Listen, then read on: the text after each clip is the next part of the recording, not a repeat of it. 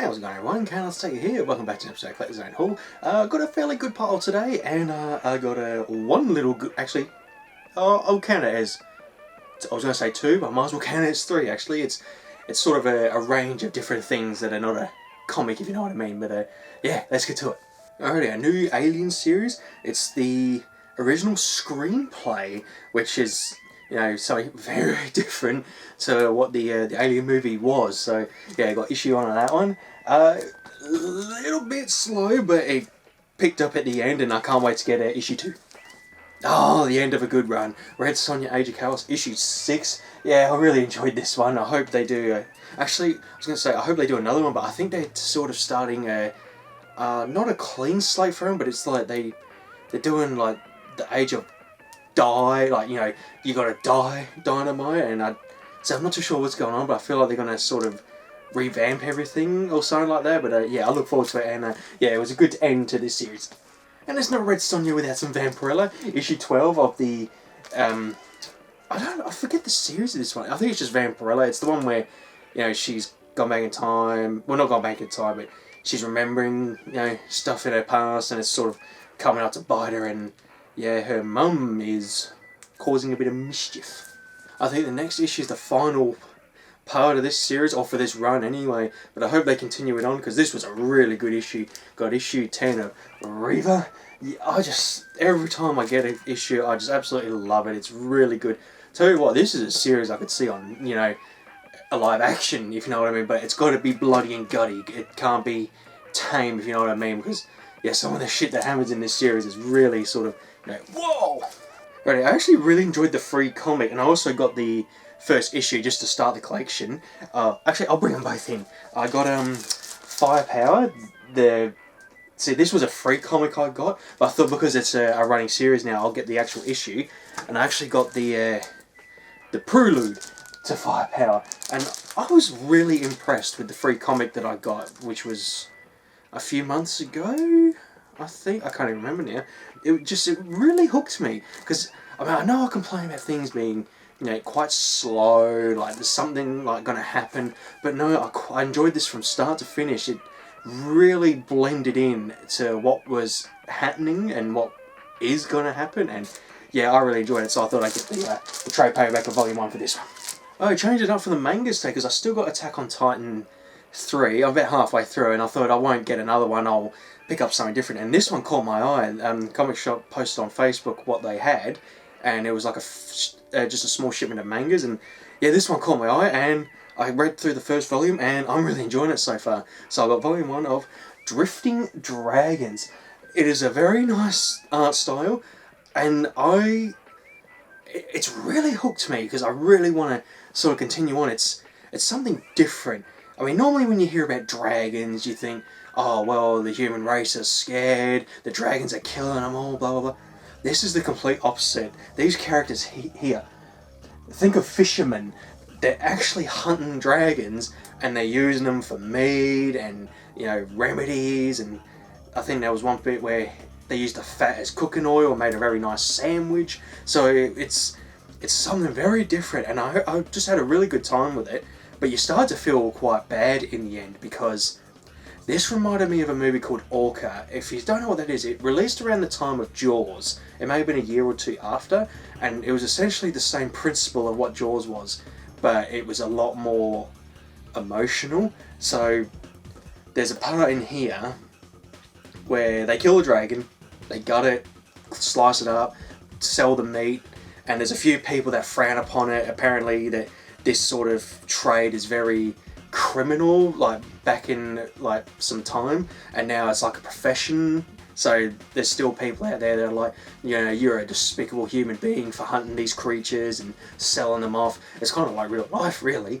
But then they get attacked. They get notice of another dragon in the area, and they're like saying, well, that's impossible. A dragon doesn't just attack us randomly. You know, it's just out of nature. So they go to the town, and then they recognise the dragon. It's a lot bigger than the one they caught, and it turns out it may have been the mother or the father. So then they're all like, oh, we gotta kill it. Oh, well, make sure you don't kill it. We gotta get it right so we can harvest it. and it was very brutal. It was targeting the ship. It was like it was out for a vendetta, and that's when they picked up on it. It's like, this looks familiar. I think this might be the mama. She's very pissed, and some of them are like, that's impossible. These creatures don't, they don't have feelings, that kind of thing, and they end up killing it in the end. But I get the feeling it's going to be one of them where it's like the dragons remember, and then the dragons will communicate with each other and probably, give these people a run for their money. And I just bring up Orca because that is what basically the plot of that movie is. So there's fishermen, basically they go out hunt, sell what they catch, and I think if I remember, I watched it not too long ago, I think orcas are high in value, so they thought, oh well, let's catch one. They end up hitting the mother, because they were trying to get the male, which was more in price if I remember, and then they killed it by mistake. So while they're all like, oh my god, shit, oh, get rid of it, we can't just bring it back. I think they were also, it was like frowned upon as well, if I remember. And then it has a miscarriage, its baby comes out, and watching it all was its mate, the male orca in the water, was watching, in the water, of course, in the water, it saw the whole thing. So then they got rid of it because it's like this, the captain's all mortified. It's like, oh my god, what have I done? Got rid of it. So then, they do their thing, they go back home. The mate hasn't forgotten. It takes the female orca, pushes it all along the ocean, and its pod of whales, it abandons them. It doesn't want to be part of the pod anymore. It's only got one goal, and that is to hunt the people that killed its mate. And yeah, this is basically what I thought with that part of the dragon. It remembered that you killed its baby, and now it has a vendetta. It's actually a really good movie. I recommend it. But anyway, enough talk. Just thought it was actually a really good read. I'm glad it's really good. I'm hooked. I can't wait to get the next chapter.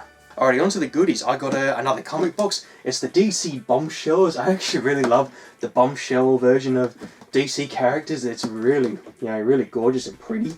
And I got this box because I'm building up a bit of a collection of mangas now. So when I'm finished, I don't want it to take up a cube. I thought I'll buy a box and hopefully I can line them up by 2, depending on the mangas. And yeah, just start trying to put them away and make room for more mangas. This is a very random one because they've had these for years, like these in colour for years, and I keep looking at it and I'm like, not into it, blah blah blah. But today I thought, what, fuck it. Maybe there will be a time where I will have that opportunity and I can, bring them out. I bought some D&D dice. I actually really like the colour. I've always gone past... I've never played Dungeons & Dragons. I'm familiar with it, but yeah, I've never played it, but... Okay, hang on. We'll see if I can get them open. But I really love the colour. It reminds me of cola. I'll just show one if I can. See, it's got that nice sort of golden brown with the black sort of merging. It looks like cola. There we go, nice. And I thought, one day, if I ever get the opportunity to have a game or, run a game, I can say, right, I'm prepared. You don't need to worry. I'm ready to go. And it's only because I watched a video and I thought, all right, I'll give it a go, because it was a crew that I've been watching for years. It's a 4-player network. They've been around for donkey's years, and one of the members ran a D&D session online. I thought, I'll give it a watch. And I really enjoyed it. And I thought to myself, it's really not that hard to follow, because it's quite scary, quite daunting, that kind of thing. But yeah, I thought, that's how that works. Because I understand you got to call your actions and all that stuff. And I'm into that kind of thing where, especially like Resident Evil 2 board game, when me and Luke are playing it, I'm like, right, I'm running through, roll the die to see if I kill this zombie. Boom, headshot, its brains just splatter everywhere. So I thought to myself, I'll finally buy some, D&D die, and hopefully in the future I'll, be invited to play at some point. Once again, I bought another bottom vinyl, but this one caught my eye and it actually looks really cool. It's the Special Edition Darth Vader graffiti something. It just looks really cool. I don't know if you're going to see it. There you go. Oh, here. So, Funko is proud to introduce the first pop collaboration with graffiti icon and passionate Star Wars fan, Futura. This series combines Futura's abstract artistic style that incorporates both text and imagery with his favourite Star Wars characters and Funko Pop form. Oh, okay, so it is a thing.